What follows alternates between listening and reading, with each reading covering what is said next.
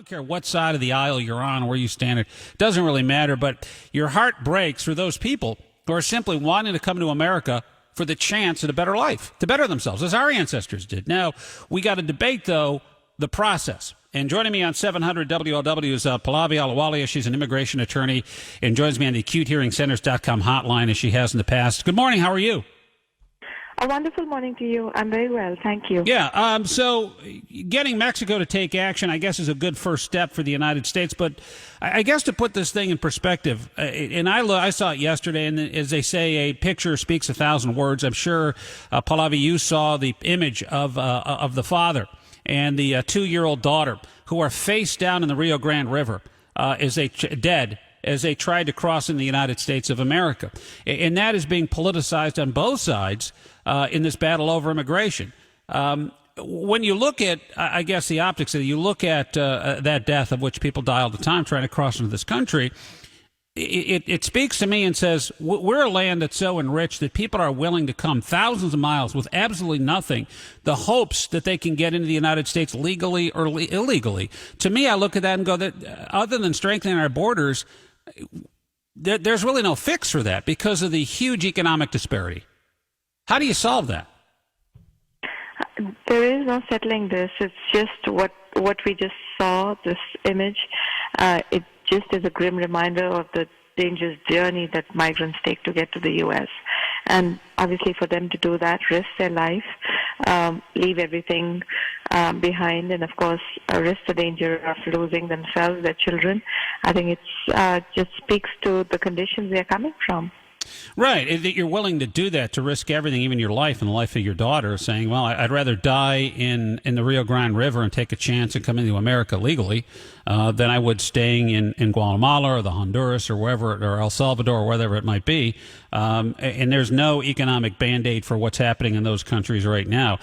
From your perspective, as someone who helps with the process of immigration, what do we need to do a better job of? You know, again, everything's politicized. We're having these debates tonight and tomorrow, I guess, with the Democrats. I don't really plan on watching because it's all mindless chatter as people try to get elected. But if you really want to help people and help America, what can be done?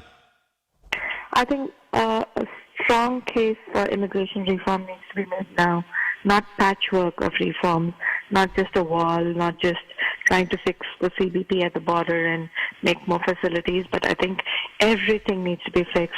And and of course, this situation right now is horrific at the border, with more facilities needed. I know that the House passed a bill which may not stand a chance with the Senate, or with the administration may get a veto if it does pass the Senate, and that is to create better conditions at the border with the funding that's going to be given there. But I'm not seeing any meeting of minds. Everybody's so stuck on what they want out of this without really looking to how to fix the deplorable conditions there, and secondly to look at it to say that immigration is a system. It's not just migrants. It's not just the border. It's different parts to it. And I'm talking about there's family-based immigration, there's employment-based immigration. People are, and I'm not going to go away from saying that what is at the border first needs fixing, but I think every part that is broken needs to be fixed. And we deal with immigration in different parts, and we have conversations of welcoming the highly skilled, the ones that bring merit to this country on one hand, and I represent those folks, and I know what an uphill battle I face even trying to get the ones that everyone should be welcoming into the country. You're talking about the skill. You're talking about people who have something, an asset to bring to America, so they can get it. Yeah, those are being given a hard time because I am on those front lines, and I know how tough that is. And again, this is not to take away from what needs to be done at the border and the humanitarian crisis that exists there. This also does not take away from the fact that a border needs to be secure and not porous. That doesn't take away from that, but it also speaks to America and the conditions we are holding people in. We are so quick to find blame with countries that have poor humanitarian records on different angles and look at what we are doing. We look at those refugee camps in the Middle East and different countries where people are trying to get into Europe, and then you kind of look to see, oh my God, what bad conditions. They at least seem to have some kind of a method there, and this is not to call out on the CBP, which I'm sure is pressed and doing the best they can in these circumstances and with the resources that are available to them. But this is to call out to the lawmakers and tell them that, listen, whatever your politics are, can we just go and first fix this humanitarian situation and then look at immigration and see what all needs to be fixed. Just come and sit down and resolve this, because I think everyone's using it to their own gain. Yeah, I think building a wall is silly. I don't think you're going to solve this with a wall. Those people just find a taller ladder. I mean, if you're willing to die to cross the Rio Grande River with a 2-year-old attached, tucked under your T-shirt, a wall is not going to be a problem for you. It's a much bigger problem than that, and we can't build a wall to save the desire to get into this great country of ours. But there's got to be a process. There's got to be a way to get in this country. We can't take everyone. We can be selective. When you see, because you've been there, Pallavi, you've seen the migrant camps, the camps down there where they're holding people to see if they're qualified, whether or not to come in the country or trying to get across the border. As far as the conditions go, I see it, and I've seen some horrific pictures, but at the same time, I think the conditions that these folks are in are probably far better than from where they're coming. Am I right about that?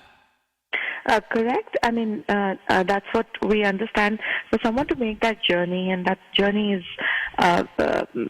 perilous, to say the least, to even get to the border, and then once they get to the U.S. and they are submitting themselves to the paperwork, these people, at least the ones that are in the news right now, were asked to wait in Mexico for 2 months. I believe temperatures there go up to 113 degrees. The conditions are not very pleasant there either, and I think that's what made them desperate to cross the river, and this is just out of desperation. So yes, there is a crisis.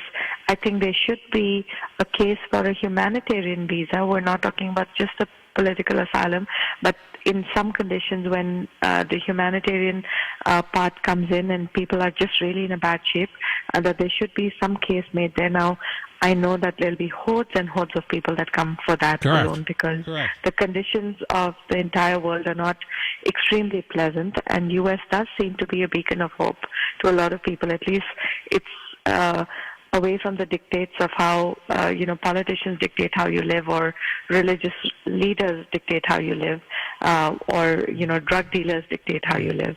So I think for sure that there is that would have long lines as well. But I think it requires reform. I think there has to be a trend for all politicians to come and keep repeating this as a mantra till they get it down, that we need reform and how do we fix it, and it has to be thought out from all sides. We have to cover all sides. No, we're probably not going to get anywhere near that because there's an election, and an election means divisiveness. That's the real problem here. I don't think we're going to get anywhere near solving, or at least alleviating some of the problem. I don't think we'll ever solve it, do you?